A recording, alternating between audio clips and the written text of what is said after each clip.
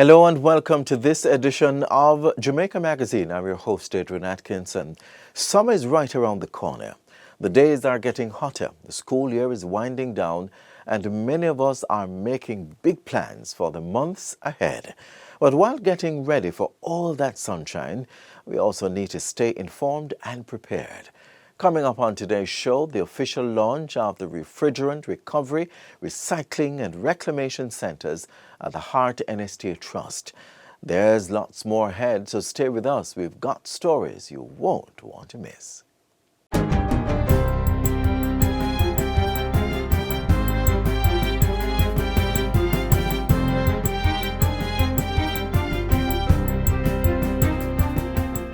Good day, I'm Jabertha Atkinson, and this is your GIS News for Thursday, June 12, 2025.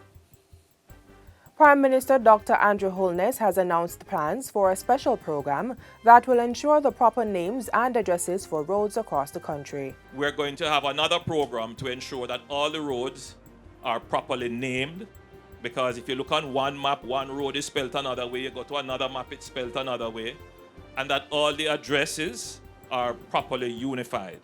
This is to be an offshoot of the previously announced initiative where the government is in the process of documenting the more than 27,000 kilometers of roads across Jamaica. The documenting process will also ascertain which authority has responsibility for the various roads. Once that is done, then we do a thorough assessment of all the roads, meaning what is the state of disrepair of the roads, and then once you have that established, then you can put a ranking of priorities. The next step now is to secure a budgetary allocation that can, over a period of a decade, repair all the critical and priority roads.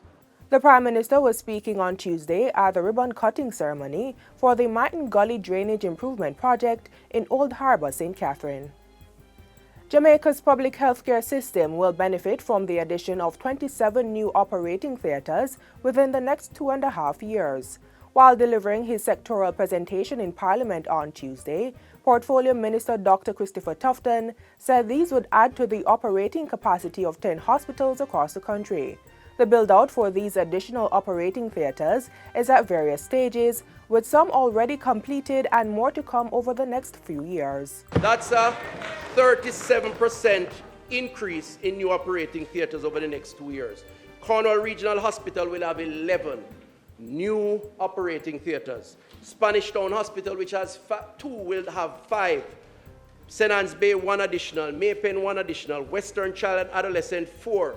Shackleton, Noel Homes, National Chess, and Lionel Town and Linstead Hospitals will get 1 or 1 additional. Dr. Tufton says the government will also improve maintenance arrangements for operating theatres and add significant inventory. Meanwhile, the Health and Wellness Minister has announced the formation of an AI Tech Council of Experts to advance the responsible and effective integration of artificial intelligence into healthcare delivery in Jamaica. This involves using technology-driven data to assess, analyze, predict, and influence outcomes in healthcare, facilitating easier and faster screening, more minimal invasive treatment procedures, and remote monitoring, as well as support for patients with chronic health conditions. We have to prepare ourselves for the changes in medical sciences and technology linked to treatment and care to make health screening and treatment more accessible and outcomes more predictable. And this is where AI Tech comes in. Dr. Tufton says the AI Tech Council of Experts will work for a year with a secretariat involving persons from the Ministry of Health and the University of the West Indies.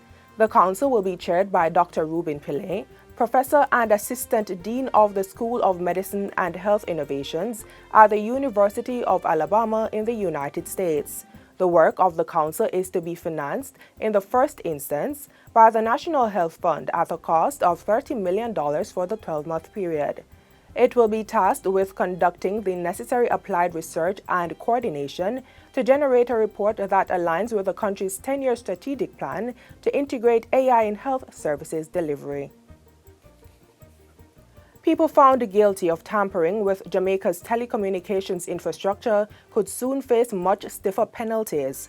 This comes as the Law Reform Amendment of Penalties Bill 2025 was tabled in Parliament by the Minister of Science, Energy, Telecommunications and Transport Darrell Vaz on Tuesday. The bill seeks to modernize outdated fines and prison terms across several critical laws. One of the most notable changes is the amendment to Section 69, subsection 3 of the Telecommunications Act, which deals with meddling, trespassing, or interfering with telecoms infrastructure, including wires, towers, and submarine cables. The Act currently provides that the maximum fine is $500,000 and the maximum term is 3 years.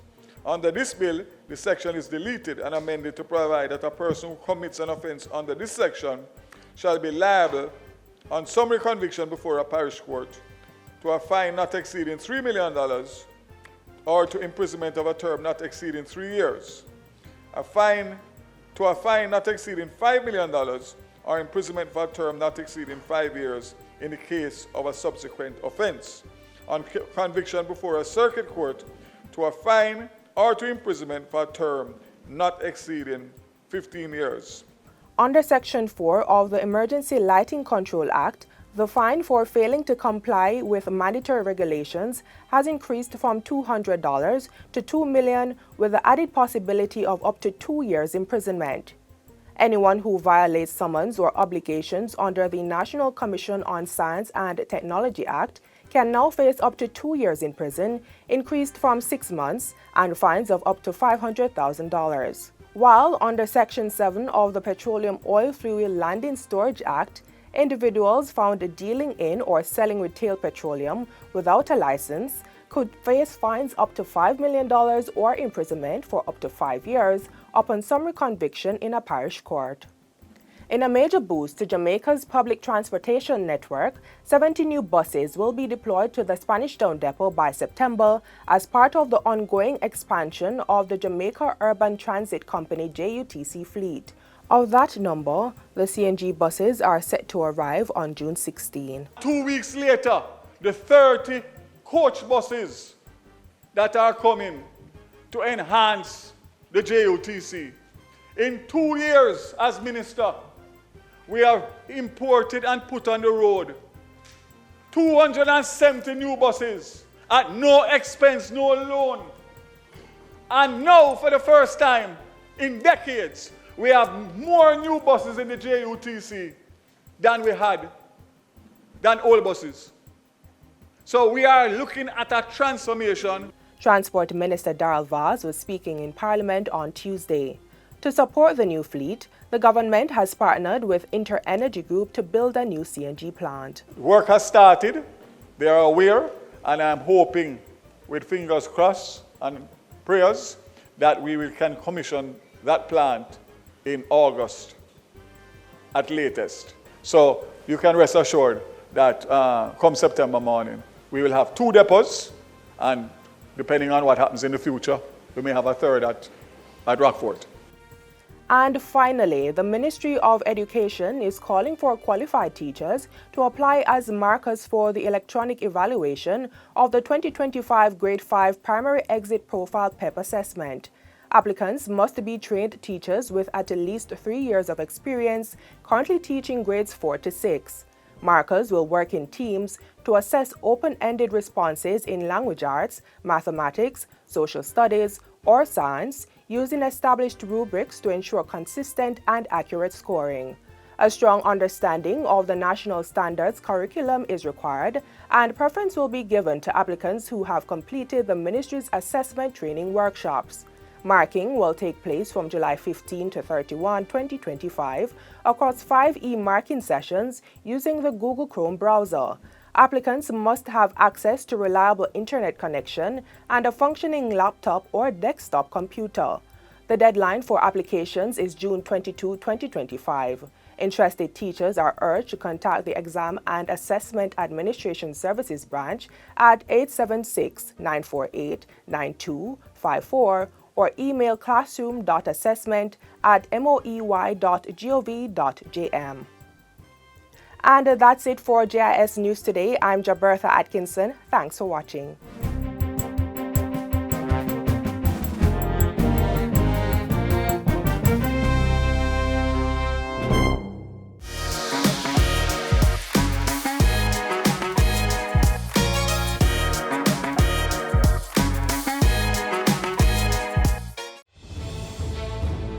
Water is precious.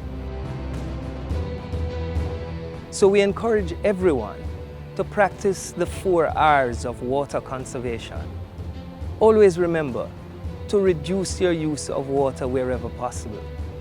Replace water wasting devices with water savings devices. Reuse water wherever possible. And wherever leaks are found, please repair them and repair them quickly. Don't delay. Practice the 4 R's of water conservation today. Clean water and proper sanitation are not just everyday necessities.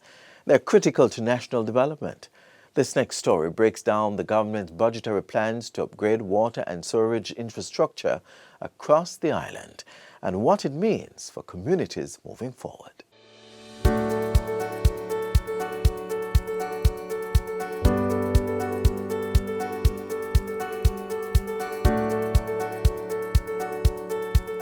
This government has invested significant sums in water. As I now turn to the eye in Aspire, 150,000 Jamaicans now have improved water supply through our investments over the last 5 years. We are investing at a rate not seen since the 1980s, with public investments amounting to $22 billion and private investments in excess of $14.2 billion through public-private partnerships. The map shows work completed in fiscal year 2024-2025, shown in green, and upcoming projects for which procurement is in progress in white. However, I would like to make mention of a few areas underwater. This is a $28 billion 3-year project which will commence in May 2025 and reduce water insecurity and non-revenue water, and involves upgrading 28 kilometers of main transmission lines from St. James to Trelawney and 37.5 kilometers from Lucy to Negril. On completion, it will benefit over 250,000 residents and business customers and catalyze development in the key tourism sector. 6 major projects funded by the Caribbean Development Bank are being undertaken by the Rural Water Supply Limited, which will significantly improve access and transform the lives of more than 38,000 Jamaicans in rural areas of Southeast, Western St. Mary's, Southern Trelawney, Northeast St. Elizabeth, Eastern St. Thomas, and Northwest St. Anne. Currently, the Rural Water Supply Limited and the CDB are finalizing the necessary documentation for procuring design services, with the advertisement expected to be published in March 2025. The Greater Mandeville Water Supply Project, a $2.7 billion project, which is spread over 5 years. We are midway the 5 years. And this project will reduce non-revenue water to below 50%, increase service reliability and quality, given that we are now building out new housing schemes in Mandeville and other areas. The Ray Cobre Water Plant Project, something that we have been talking about from 2009. I'm pleased to report that it is now finally in the construction phase. Construction has started, and we are targeting completion by the end of 2026. The expansion of the sewer network in Kingston and St. Andrew is critical to the future development within the parish, both to facilitate greater densities and safeguard groundwater. This year, the NWC will be investing $1.4 billion into the laying of sewer lines along Monroe Road, Retreat Avenue, Seymour Avenue, and Old Hope Road. I have directed Minister Samuda to ensure that the project design for this massive infrastructure is done this year. I have further directed that $450 million be immediately deployed to the worst affected areas within the market district to provide immediate relief. We have now started the distribution of the Black Tank program. MPs are now collecting and distributing tanks in their constituencies. We hope that that can move very quickly to mitigate any impact of drought that may occur later in the year. In November 2024, I announced that the NWC would provide an amnesty to customers cut off from the utility for more than 6 months. The amnesty has benefited pensioners, path recipients, and members of the disabled community with up to 100% reprieve and up to 50% for other categories of customers. As at March 14, 2025, over 21,000 customers had engaged in the process. Total reconnections so far are 3,271, with a further 5,135 awaiting reconnections. This has yielded over $207 million in revenues collected for the NWC, and that would have been uncollectible otherwise. We have also written off over $600 million of debt from those who most need it, restoring the supply of water and returning dignity to those households. This government is helping our most vulnerable. As such, I have instructed the National Water Commission to extend the program for a further 2 months. We do this because we care about the people.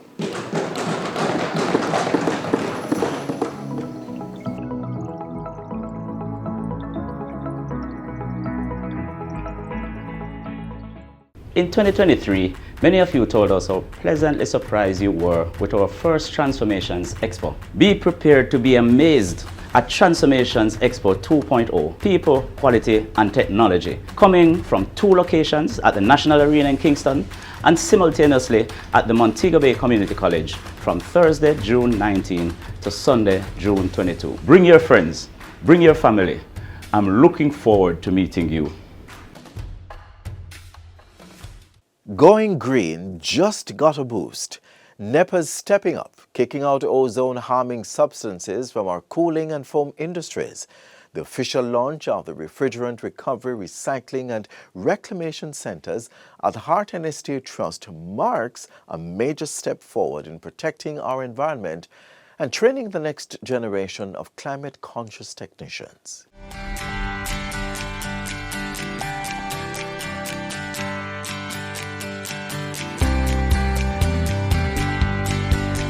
The future is in motion, and with that, the National Environment and Planning Agency NEPA, along with its partners, are taking a global step to remove ozone-harming and depleting substances ODS from circulation within the cooling and foam-producing industries. Following the early phase-out of chlorofluorocarbons, CFCs, in 2006, Jamaica began phasing out their replacements, hydrochlorofluorocarbons, HCFCs, a process currently underway and set for completion by 2030, despite 2024 imports being less than 1/5 of the HCFCs allocated for the 2025 to 2029 quota period.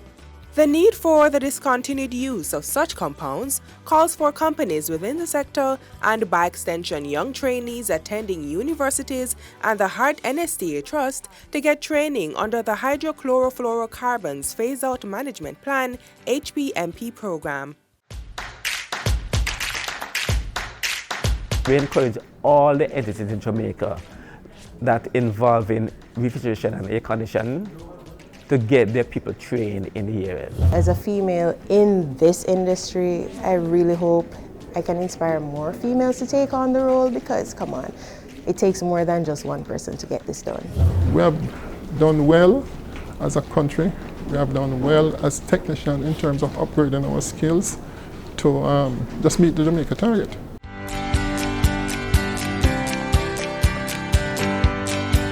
It is with great excitement that I stand here today to bring greetings and to publicly declare the support of the Heart NSTA Trust for the establishment and operation of 7 refrigerant recovery, recycling and reclamation centers in Jamaica. This is not just a unique initiative, but it is also a bold one that engenders pride for all parties involved. It is in this regard that the National Ozone Unit has partnered with you, our key stakeholders, in establishing these centers island-wide. The overall objective of the center is to sustain the momentum of the complete phase-out of the use of ODSs in the refrigeration and air conditioning sector, and that's a target by 2030. Under the HPMP, we have been able to far advance the phase-out of the HCFCs, far ahead of the targets, to the extent that the initial targets were for 2040 for the complete phase-out of the HCFCs, and now we have shifted that to 2030, and even so, we are now far ahead of the 2030 deadline in terms of our consumption. In fact, Jamaica is doing so well that if we were to advance it further, likely we would still be successful. So we will achieve our target based on the analysis that we have done. We started 28 years ago when NEPA just started the program in phasing out the CFC. We were the ones that go right across the island doing two things. One, in changing out or retrofitting the equipment, and two, getting the stakeholders, the owners of equipment, convincing them of the need, the necessity to retrofit from the CFC to the new refrigerant. Most of our technicians now are aware of what it is to retrofit. It's easy for them. The drawback is we would like to have more equipment, because it is easy to say change from one refrigerant to the next, but you can't change unless you have the machine to recover one refrigerant, to recycle the refrigerant, and to introduce that replacement refrigerant in the system. I did a refresher course in 2005 under the terminal phase-out management plan, what we call the TPMP, and since then I've helped out with the Halon management, and then after that we started working on the HPMP. I've trained technicians, I've trained importers, and recently I've been doing a lot of training as far as enforcement officers are concerned. I was not as informed, but thanks to NEPA and the various workshops they have offered, I am now more informed and can speak with more confidence on the different systems as well as what is needed in the industry. And so we encourage all the entities in Jamaica that involve in refrigeration and air conditioning to get their people trained in the area. Not everybody needs to be a technician, but everybody in the field needs to understand the implication of their action in terms of what they are doing. So far through NEPA, yes, we have trained quite a few people and it looks good.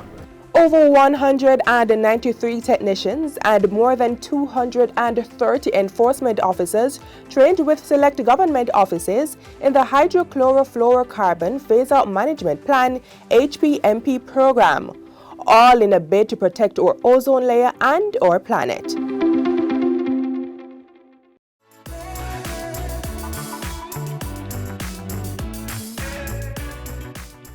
School is almost out, but that doesn't mean learning has to stop.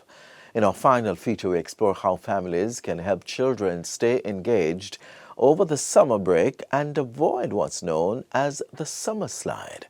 From fun reading routines to interactive play, there are plenty of ways to keep young minds active. Wow, what a school year that was. The pickups, the drop-offs, the exams, the classes. Oh, I'm so glad for the break. Thank you, summer. But wait, all play and no work is just as bad as all work and no play.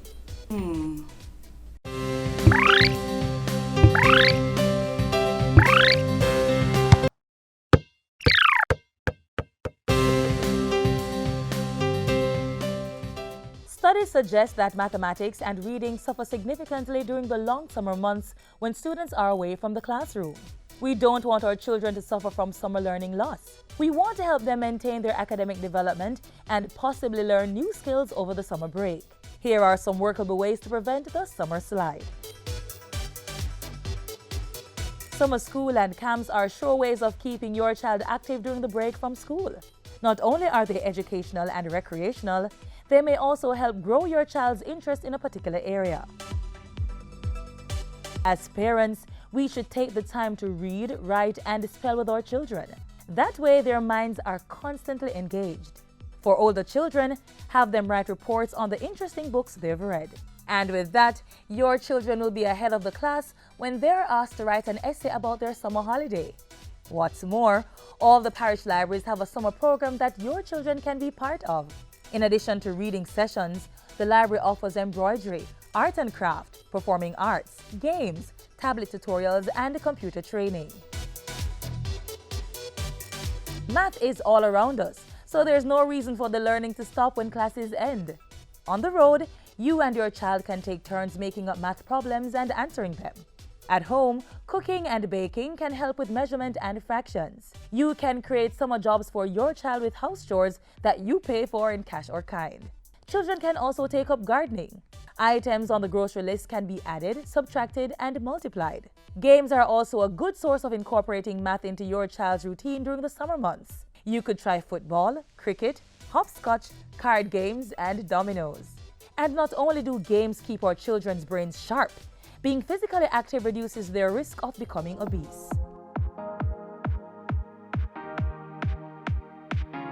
Jamaica is awash with parks, museums, zoos, and other cultural locations. They can help your child with civics, history, and integrated studies. There are also cultural events taking place during the summer months, including emancipation and independence celebrations. Aside from learning about our culture, the most important benefit from these excursions is spending quality time with our loved ones.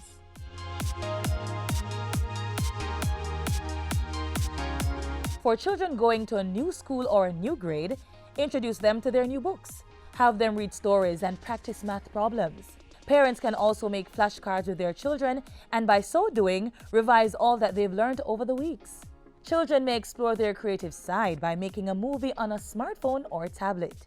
There are also tons of free educational websites that can help children stay on top of their learning throughout the summer.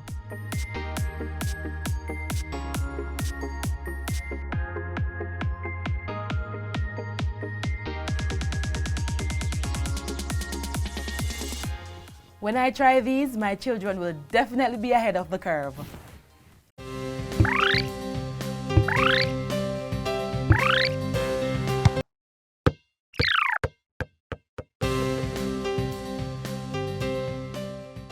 I'm Karina Powellhood. We've been planning for months, and now we're ready to share more of the essence of who we are. At the JCF Transformations People, Quality and Technology Expo 2.0, coming June 19 to 22nd at the National Arena in Kingston and at the Montego Bay Community College. Come, see, experience what you've been hearing about your transforming police force.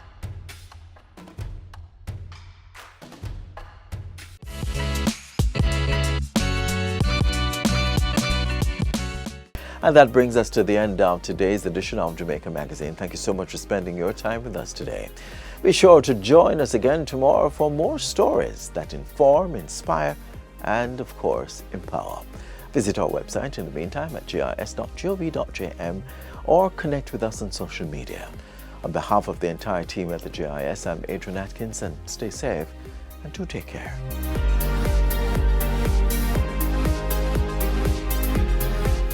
This has been a production of the Jamaica Information Service, the voice of Jamaica.